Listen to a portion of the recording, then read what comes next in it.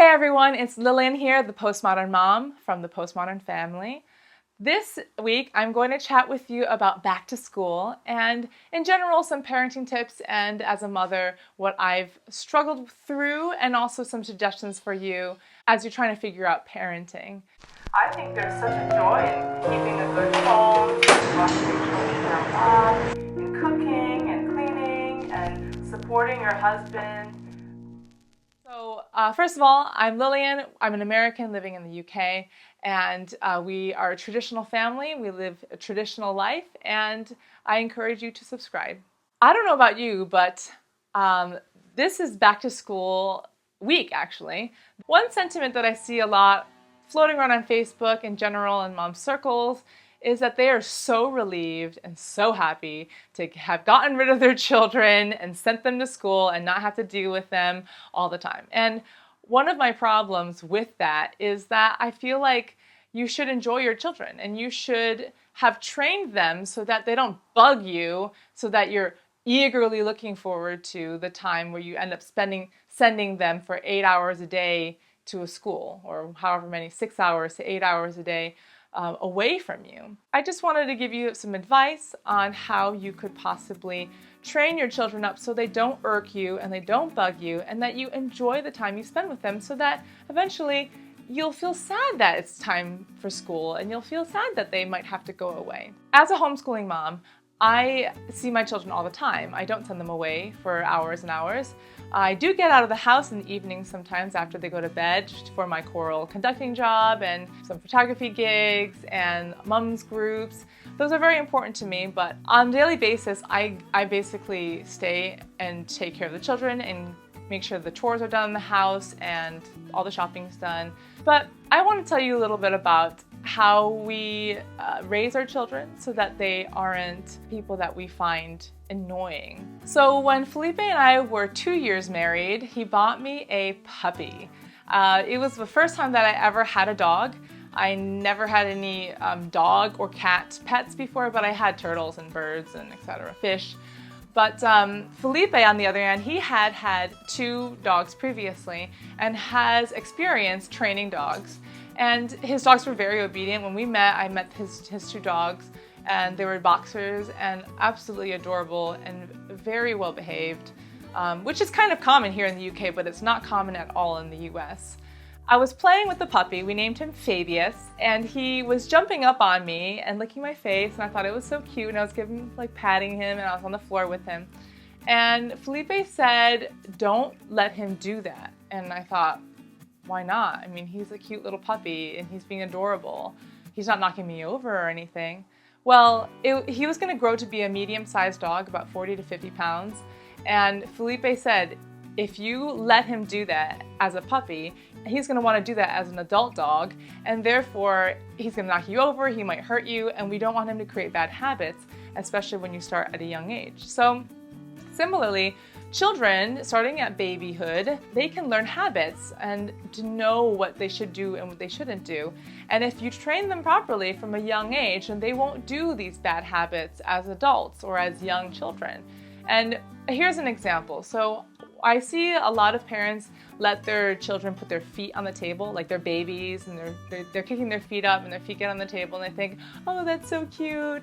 Well, guess what? You're teaching them a habit that feet on the table is a good thing.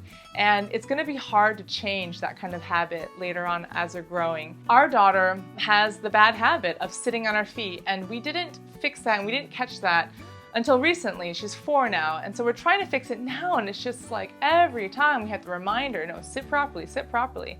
And as well as her, I have a bad habit of sitting on my feet as well, and that's just since I was young. I just did it all the way up, and as an adult now, I can't break that habit. I find it very comfortable. So one thing you can do is, since they're a baby, don't let them sit like that, and make sure that they sit properly. And as they're growing, they will learn that habit of sitting properly at the dinner table. And another example is interrupting your parents. So a lot of children will interrupt their parents as they're having conversations with their parents or their adults. And in general, like they'll just come up and yell and want their attention, the parents' attention. That's also something that can be fixed at a young age. So as they're growing up, they should know that that's not proper behavior, so that Therefore, when they grow older, they're not constantly interrupting you, and you enjoy their company.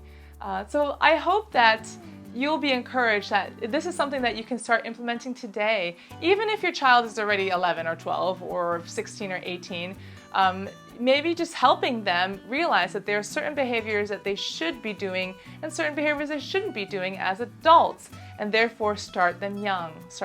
Just like language, just like memorization, just like speech. Whenever my daughter says something incorrectly, I repeat it to her correctly. I mean, she's been saying the word hisself when she's talking about our son. She'd be like, oh, he's standing by hisself. And I'll say, no, it's not. It's himself. And it's okay to correct her now because it'll become a habit later on to say the right word. Respect is another thing that really needs to be taught to children these days. I feel like we are raising a whole generation of disrespectful children because they weren't taught that as a child. And there was a really funny video I saw floating around on Facebook by It's a Southern Thing, y'all. And it is a video that says something like, when you forget to say ma'am after yes ma'am or something. You done with your food, honey? Yes.